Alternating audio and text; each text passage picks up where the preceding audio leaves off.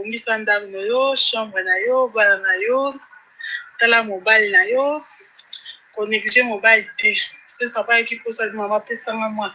Maman va pesa kaka po, on ne sait jamais. Parce que ça au bout la mobile nous va se libérer donc la sirène azala pour repérer ça va conseil.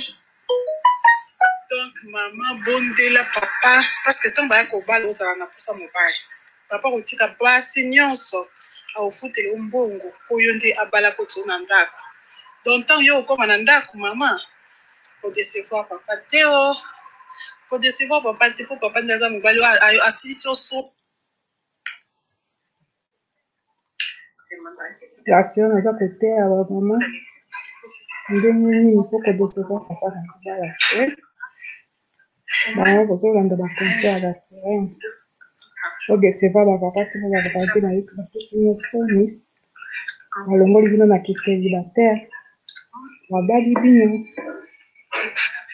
bon yango nde bakonse ya la sirène.